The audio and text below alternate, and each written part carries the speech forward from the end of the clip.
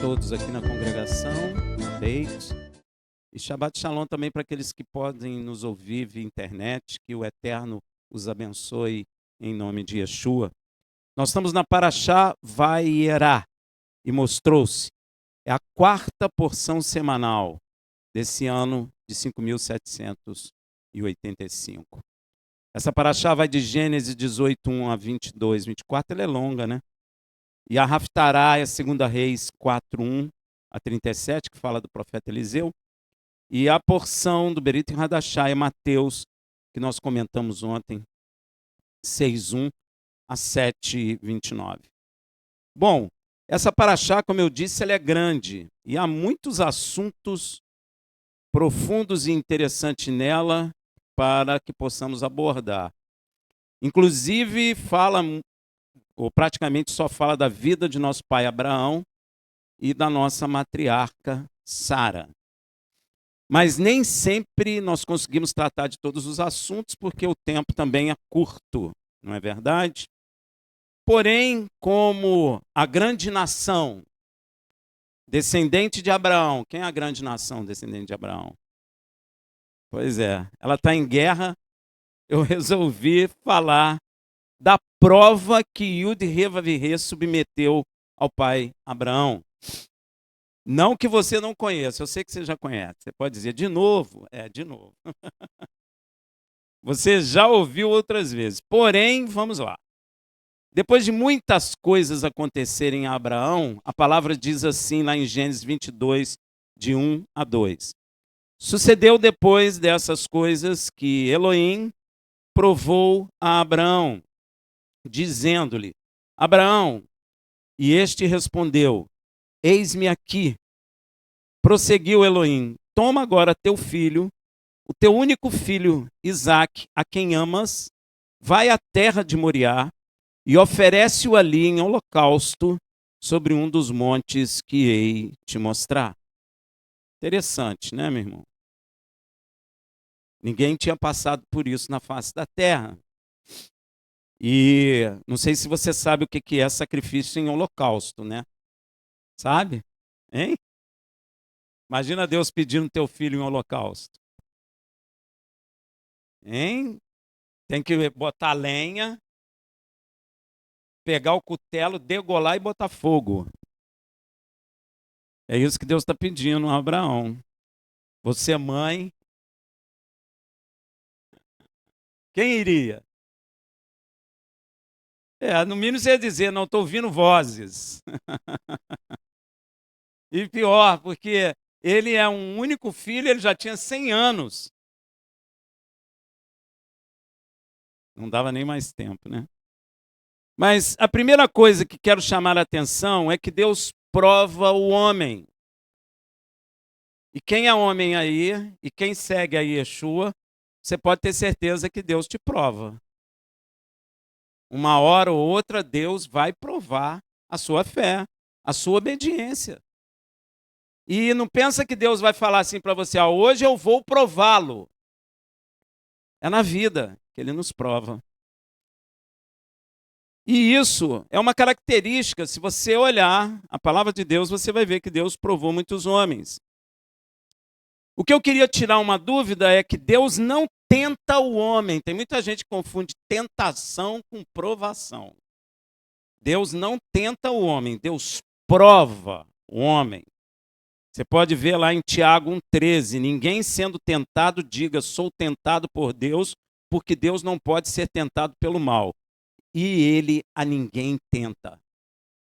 Tentação é uma coisa e provação é outra.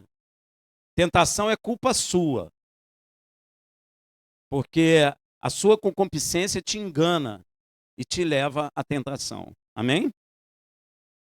Para resumir, Deus vai te provar um dia na sua obediência e fé, você pode ter certeza. Como fez com Abraão e com Israel no deserto. Por que Deus andou com Israel no deserto? Devarim 8:2. E te lembrarás de todo o caminho pelo qual o Senhor teu Deus te tem conduzido durante esses 40 anos no deserto, a fim de te humilhar e te para saber o que estava no teu coração, se guardaria ou não os seus mandamentos. É da mesma maneira que Deus te prova hoje. Rafael, mas que dia para eu me preparar? Se você soubesse, não era prova. Não é verdade? Deus vai te provar, meu irmão, mais cedo ou mais tarde. Tu não está falando, o Senhor é Deus, o Senhor é isso, o Senhor me dá isso, me dá aquilo. Então Ele vai te provar. Se você tem fé ou não. E prova de Deus, meu irmão, é sempre boa. Pois quem a suporta se torna bem-aventurado. Olha lá, Tiago falando sobre isso, 1,12. Bem-aventurado o homem que suporta a provação, porque depois de aprovado, receberá a coroa da vida que o Senhor prometeu aos que o amam. Então, ser provado por Deus é bom. Na hora parece muito difícil, mas é bom, porque se você suportar a provação e se você mostrar fé e obediência aos mandamentos do Senhor, ainda dentro da prova, você vai receber a coroa de glória. Amém? Então, este pedido que Deus faz a Abraão de sacrificar Isaque é também chamado em hebraico, sabe de quê? Akedá. Em hebraico é Akedá o nome. E a palavra Akedá do hebraico significa sacrifício. No entanto, não se refere a uma simples oferenda. Akedá envolve fazer parte do sacrifício. Assumir responsabilidade no sacrifício. Comprometer-se com a vítima e desempenhar um papel peculiar na obra do sacrifício. É o que está acontecendo com Abraão, não é? Ele está participando do sacrifício. Ele está levando o filho dele a ser sacrificado em holocausto ao Senhor. Por isso que é Akedá, a participação daquele que sacrifica do próprio sacrifício. Amém? A palavra Akedá é importante. É claro que Deus está provando a fé de Abraão. Eu diria que é um dos testes extremos de fé e obediência. Abraão é chamado a demonstrar sua lealdade e confiança total em Deus, pois Abraão só teve este filho e já com 100 anos. E ele é que ia herdar tudo, né? Não era a queixa de Abraão? Era a queixa. Porém, esta prova ainda vai além, pois Deus estava provando a Abraão naquilo que ele próprio planejou fazer na eternidade dentro do seu íntimo, e que ninguém sabia, e que nós só viemos saber coisa de 2000 anos depois. Nem Abraão sabia. Deus está provando a Abraão naquilo que ele próprio já tinha decidido fazer. Mas ninguém sabia. E nós só ficamos sabendo 2000 anos atrás. Tem muita gente até que decora esse texto, João 3,16. Porque Deus amou o mundo de tal maneira que deu o seu Filho unigênito para que todo aquele que nele crê não pereça, mas tenha a vida eterna.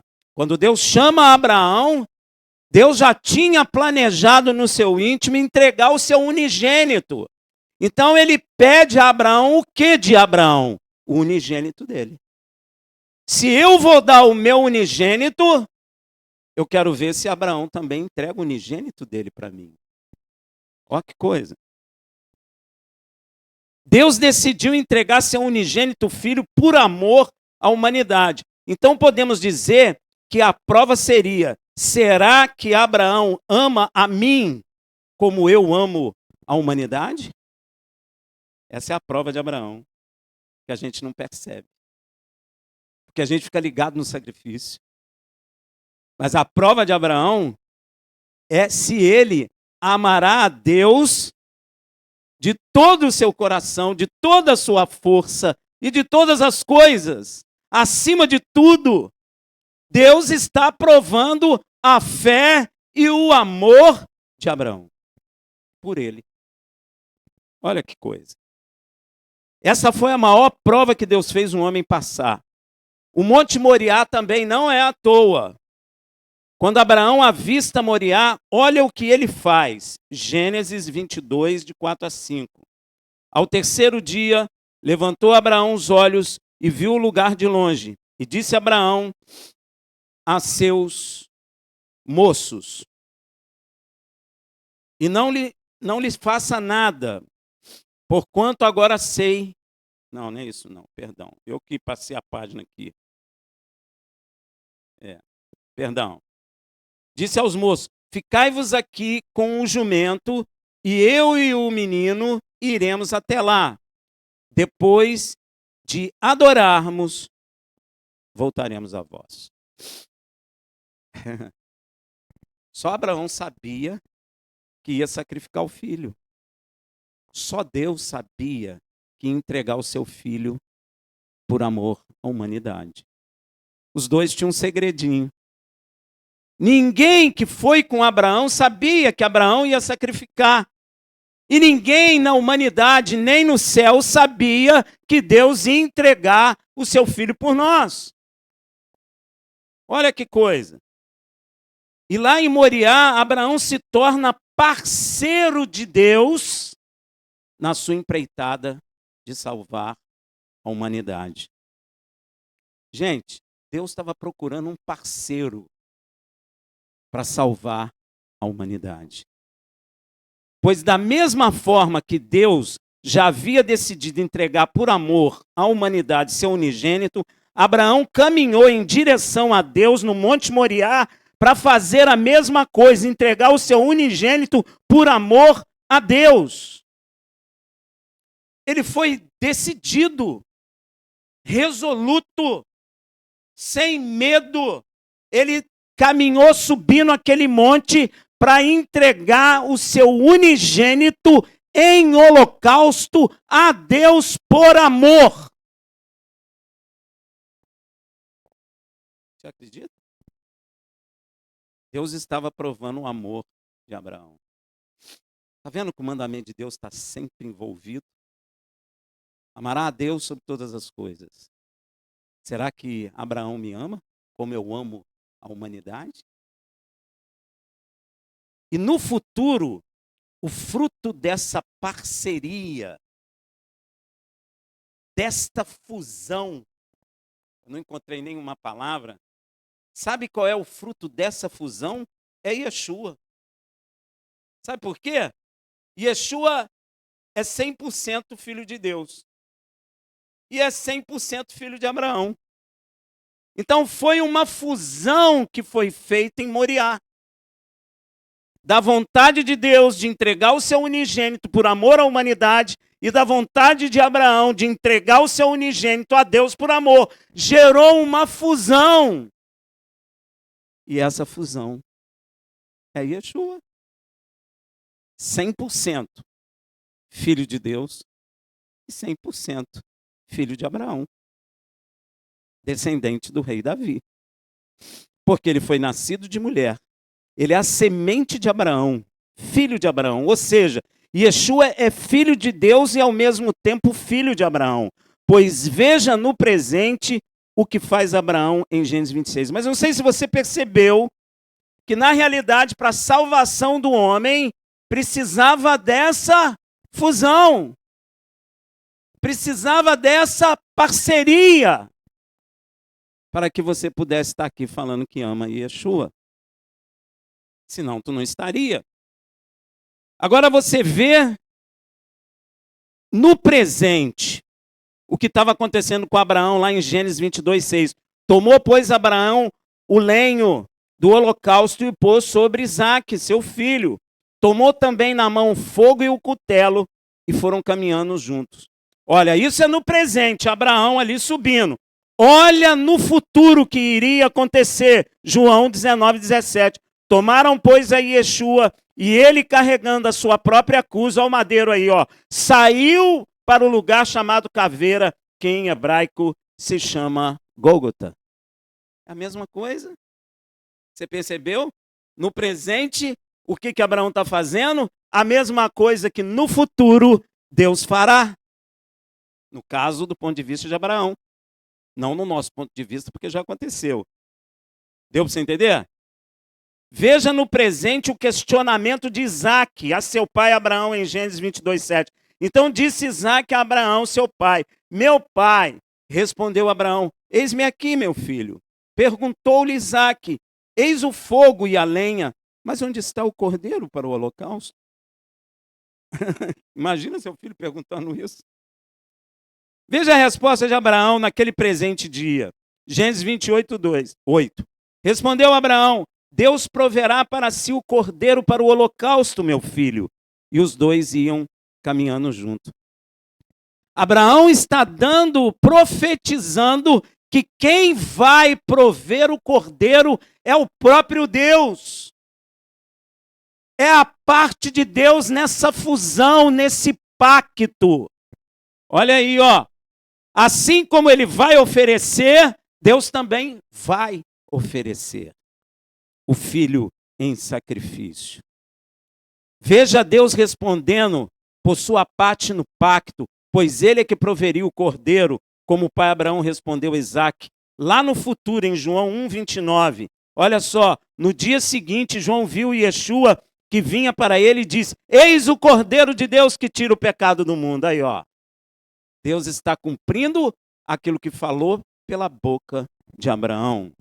Você pode ver também em Apocalipse 5:6. Nisto vi, entre o trono e os 4 seres viventes, no meio dos anciãos, um cordeiro em pé, como havendo sido morto, e tinha 7 chifres, 7 olhos, que são 7 Espíritos de Deus enviados por toda a terra. Aí ele é o cordeiro de Deus que tirou o pecado do mundo. E Abraão tranquilamente continua fazendo sua parte no pacto. Veja em Gênesis 22, de 9 a 10. Havendo eles chegado no lugar que Deus lhe dissera, edificou ali Abraão o altar e pôs a lenha em ordem. Amarrou a Isaque, seu filho. Você vê que Isaque não rejeita. Yeshua rejeitou? Ele pediu: afasta de mim esse cálice, mas seja feito segundo a sua vontade. Aí, ó. E o deitou sobre o altar em cima da lenha, e estendendo a mão, pegou no cutelo para imolar a seu filho. Ó, ele ia matar o filho. Moriá é onde Deus firma essa parceria, este pacto com a humanidade por meio de Abraão. Agora você entendeu porque o Monte Moriá em Jerusalém é uma guerra? Ali é onde Deus fez a fusão, fez o pacto com a humanidade para a salvação. Ali é onde futuramente Salomão iria construir o templo. Amém, meu irmão? Ó, e é exatamente neste local onde Abraão edificou o altar e deitou Isaque para o sacrifício, é que será construído no futuro pelo rei Salomão a casa do Deus de Abraão, Isaque e Jacó. Para também se cumprir o que está escrito em Isaías, que ainda nem se cumpriu, Isaías 56, de 6 a 7. E aos estrangeiros que se unirem ao Senhor. Quem é estrangeiro aqui com relação a Israel? Olha aí, ó. E aos estrangeiros que se unirem ao Senhor para o servirem e para amarem o nome do Senhor, sendo deste modo servos seus, todos os que guardarem o Shabat. Quem guarda aí? Tá vendo? Ó? Não o profanando. E os que abraçarem o meu pacto. Quem que abraçou o pacto aí? Sim, a esses os levarei ao meu santo monte, Moriá, ó, e os alegrarei na minha casa de oração. Os seus holocaustos e os seus sacrifícios serão aceitos no meu altar, porque a minha casa será chamada casa de oração. Já aconteceu? Tem um lugar no futuro. E isso é plenamente confirmado pelo Filho do Homem, fusão do pacto de Deus com Abraão. Veja em Marcos 11:17. Perdão. E ensinava, dizendo-lhes: não está escrito, a minha casa será chamada casa de oração para todas as nações. Vós, porém, a tende feito covil de salteadores. Então o templo vai ser reconstruído, porque ele ainda será chamado casa de oração para todos os povos. No mesmo lugar aonde Deus fez a fusão, o pacto de salvação, a parceria com o pai Abraão. Por isso que Abraão é chamado amigo de Deus. Deus fez uma parceria com ele. Amém? Porém, antes de Abraão imolar seu filho, o anjo do Senhor lhe brada. Já ouviu essa palavra? Veja em Gênesis 22, de 11 a 14. Mas o anjo do Senhor lhe bradou desde o céu e disse: Abraão, Abraão.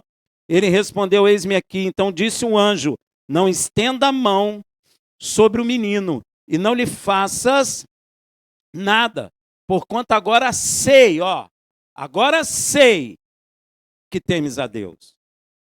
Olha aí. Você não pergunta assim, mas Deus não conhece tudo? Hein? Agora que Deus sabe que Abraão teme a ele. Deus não olha o seu coração toda hora, meu irmão. Deus, ele quer que você tome uma decisão pessoal sua.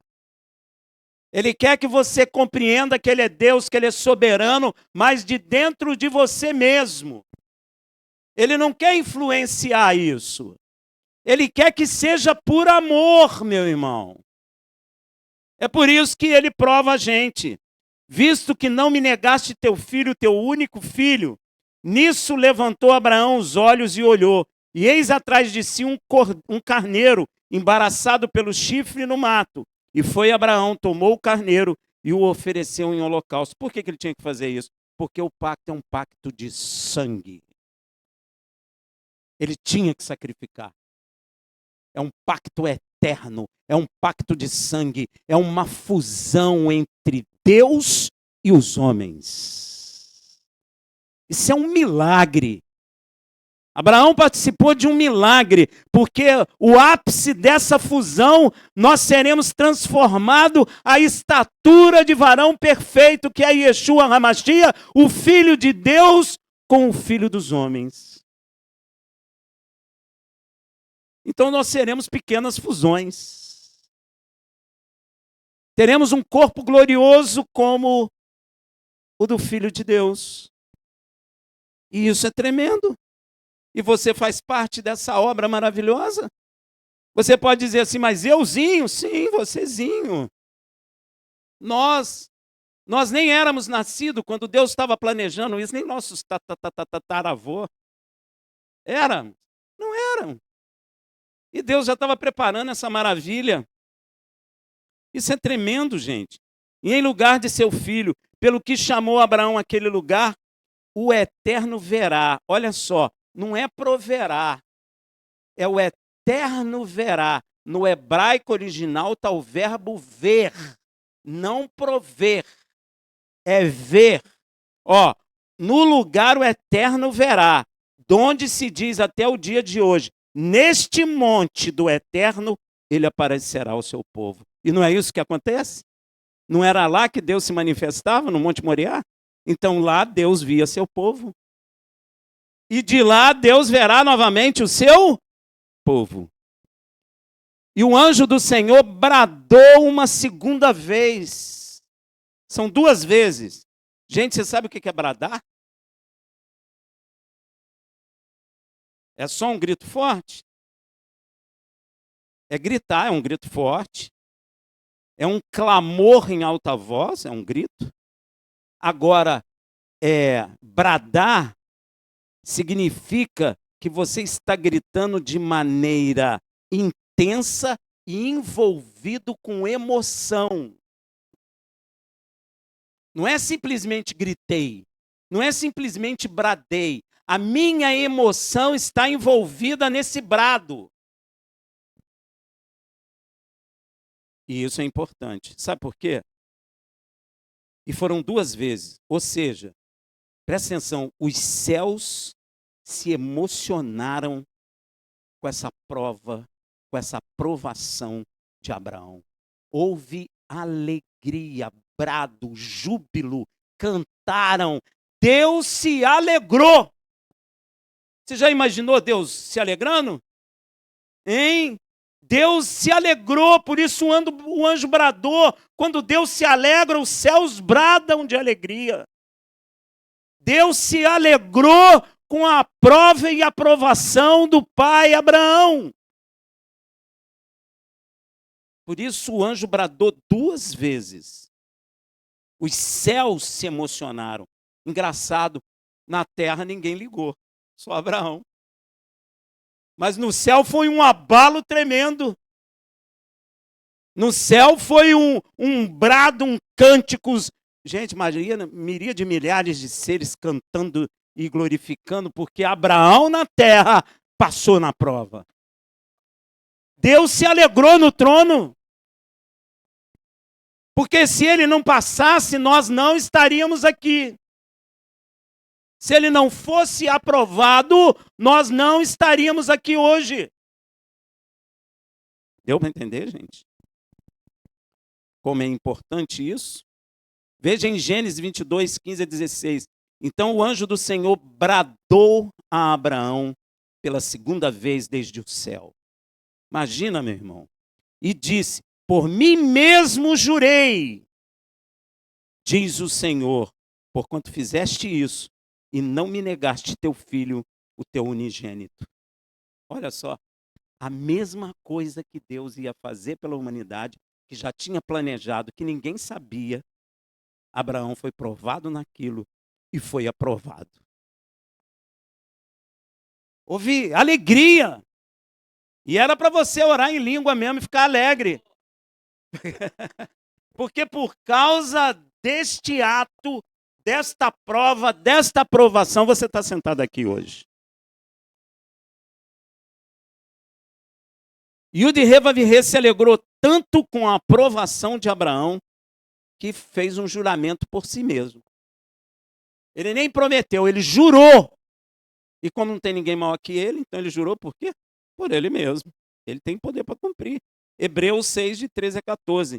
Porque quando Deus fez a promessa a Abraão, visto que não tinha outro maior por quem jurar, jurou por si mesmo, dizendo: certamente te abençoarei e grandemente te multiplicarei. O que Deus falou? Certamente te abençoarei. Gente, e Deus jurou por ele mesmo. Não tem jeito de Israel ser maldito. Não tem. Não tem jeito. Porque Deus abençoou e jurou por si mesmo. Se você tiver contra Israel, eu te aconselho, busca mudar de posição, meu irmão, porque não tem jeito. Ah, mas eu tenho bomba nuclear, meu irmão, vai explodir na tua cara. Porque Deus jurou por si mesmo. Eu te abençoarei e te multiplicarei. Olha aí, ó. Olha a promessa no dia que Yud-Heh-Vav-Heh fez no meio daquela festa, daquela alegria. Em meio à sua alegria, no mesmo dia que o pai Abraão passou na prova. Gênesis 22, 17. Que deveras te abençoarei e grandemente multiplicarei a tua descendência. Presta atenção. Como as estrelas do céu e como a areia que está na praia do mar. E a tua descendência possuirá a porta dos seus inimigos. Isso está jurado. Isso tem como mudar? Não. A coisa ficou muito boa para o pai Abraão. Olha só, primeiro, certamente Deus abençoará Abraão. Não tenha dúvida que Abraão é abençoado por juramento divino. Você pode ir lá amaldiçoar Abraão de qualquer jeito, tudo vai cair em cima de você. Amém, meu irmão? Porque não tem jeito. Segundo, Abraão terá uma numerosa descendência de dois tipos, como as estrelas do céu, que nós podemos dizer que é a descendência espiritual por meio de Yeshua, porque Yeshua é representado por uma estrela que veio dos céus. Amém? E numerosa como a areia do mar, que é a descendência física. E tem mais uma bênção que abrange as duas descendências de Abraão. Essa bênção ninguém presta muita atenção, mas é necessário prestar. E a tua descendência possuirá a porta dos seus inimigos. E o que é possuir porta de inimigo, meu irmão. Isso é tremendo, gente. Tem que mandar para os exércitos de Israel isso. Sabia disso? Tem, porque eles não estão lendo, tem que mandar. Eles possuem a porta dos seus inimigos. E o que é isso, gente? Isso é tremendo. Essa bênção carrega um significado extremamente profundo. Possuir a porta dos inimigos simboliza vitória e domínio sobre o inimigo. Sabe por quê? Porque a porta é que entra e que sai. E se eu domino a porta, entra quem eu quero e sai quem eu quero. Entra a hora que eu quero e sai a hora que quero.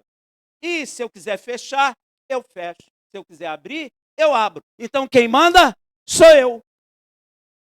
Então Deus está dizendo que a descendência de Abraão, todas duas, dominarão a porta de seus inimigos. Todas duas. Controlar os portões de uma cidade significa controlar por completo. Até a comida que entra, a comida que sai. A porta, sendo ponto de entrada e saída, representa um lugar sensível. Possuir esse lugar significa ter autoridade de permitir entrar ou não entrar, sair ou não sair, abrir ou não abrir, fechar ou não fechar. E quando pode entrar e quando pode sair.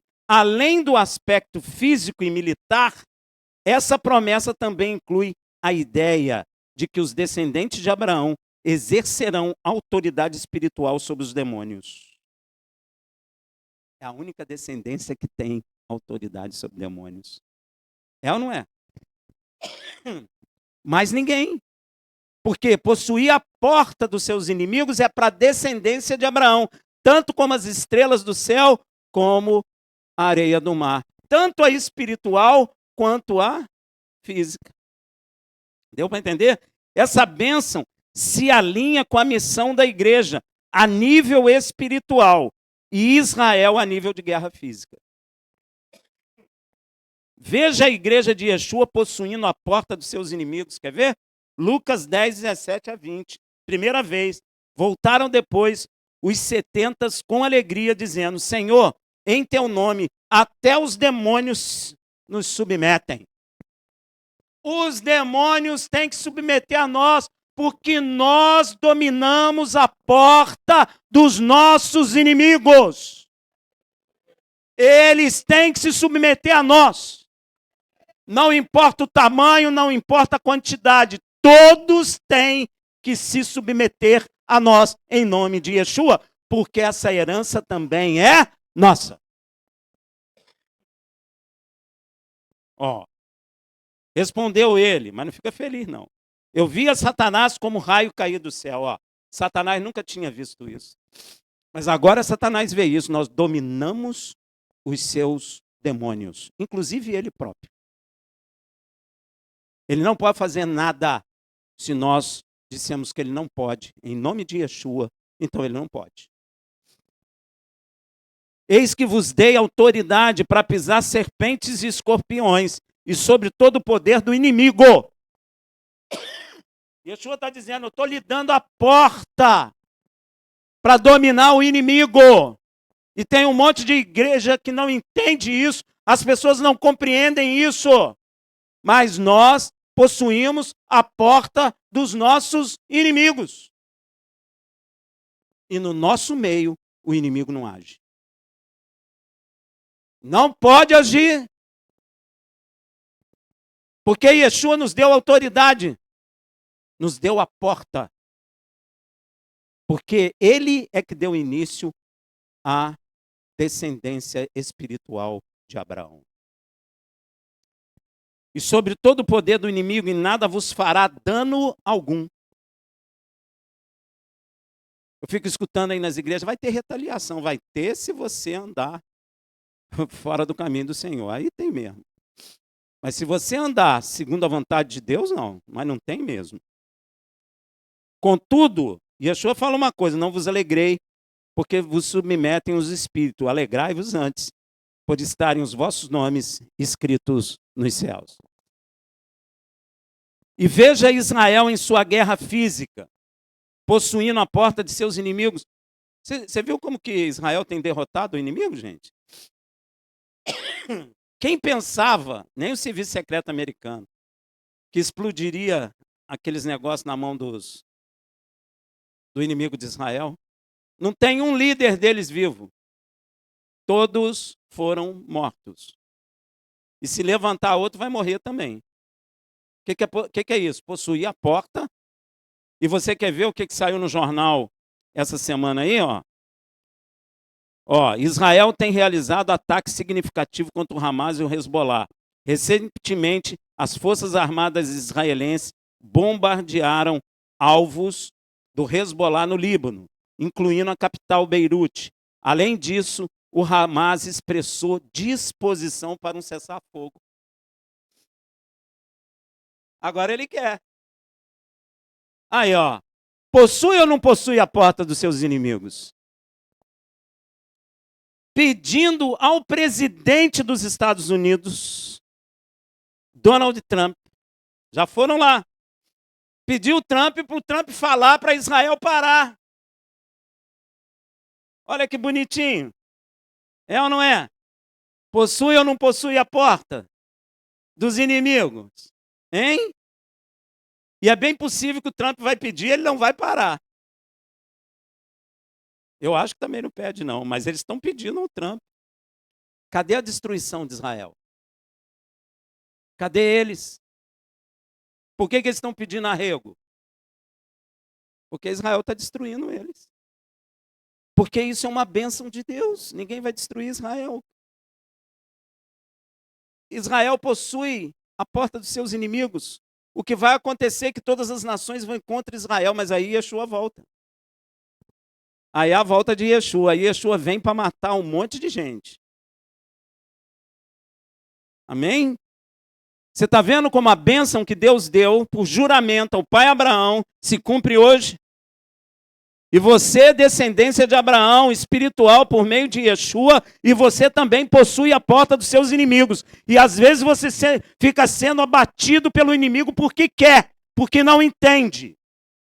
Porque o inimigo não tem mais direito sobre sua vida. Porque você é descendente do pai Abraão, por meio de Yeshua HaMashiach. Aí fica sofrendo, porque não sabe da verdade. Não é à toa que a Bíblia diz que somos mais que vencedores. É por causa da bênção lá. É por causa da fusão que Deus fez. Deus fez uma fusão, eu não encontrei outra palavra. Deus fez uma fusão entre o filho dele e o descendente de Abraão. Olha que coisa. É Yeshua. Ele é a fusão desse pacto, dessa parceria de salvação da humanidade. Deus queria um parceiro para salvar o homem. Olha que coisa. Ele podia salvar? Podia. Mas ele queria um parceiro para andar na legalidade dele, viver na terra, nascido de mulher, filho dele, para ter a fusão e para nos gerar filho de Deus, para a glória do nome dele. Tremendo isso, meu irmão.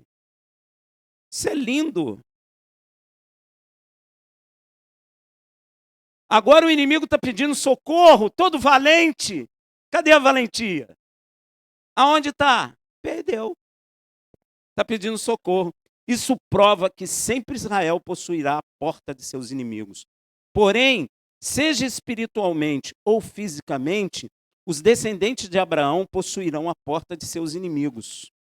Seja física ou espiritualmente, meu irmão, não tem jeito. Deus jurou por si mesmo. Não tem ninguém maior que Deus. Deus não jurou pela cidade, pelo anjo, por alguma coisa. Deus jurou por ele mesmo. Não tem ninguém maior que ele. Isso é inabalável, imutável. Deu para você entender? Você deu para entender o que você tem nas mãos? Veja Hebreus. Porque Deus interpôs por juramento, veja Hebreus 6, 17, 18. Assim que, querendo Deus mostrar mais abundantemente aos herdeiros da promessa. Quem é herdeiro da promessa aí? Amém. Então Deus quer te mostrar isso aqui, ó. A imutabilidade do seu conselho. Não pode mudar isso. É imutável. Nós somos mais que vencedores. somos poderosos. Maior é o que está em nós do que o que está no mundo. Se você está sofrendo por causa de demônio, é porque você ainda não entendeu que a promessa de Deus é imutável. Se interpôs com juramento, para que por duas coisas imutáveis, nas quais é impossível que Deus minta, Deus não mente. Olha aí, tenhamos poderosa consolação nós, presta atenção, os que nos refugiamos em lançar mão da esperança proposta por Deus. Você está lançando mão dessa maravilha? Então presta atenção, a promessa é imutável.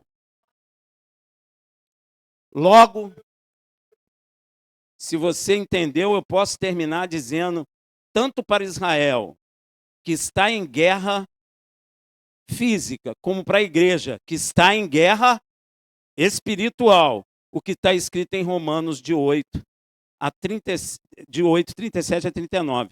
Mas em todas essas coisas somos mais que vencedores por aquele que nos amou.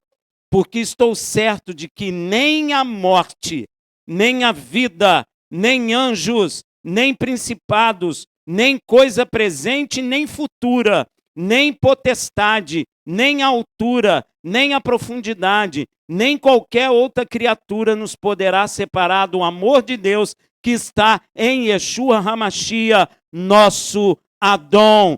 Porque o fruto do pacto de amor com Abraão e Deus, o fruto é Yeshua HaMashiach. Por isso é um pacto de amor. E nós nunca seremos separados deste amor. Shabbat Shalom.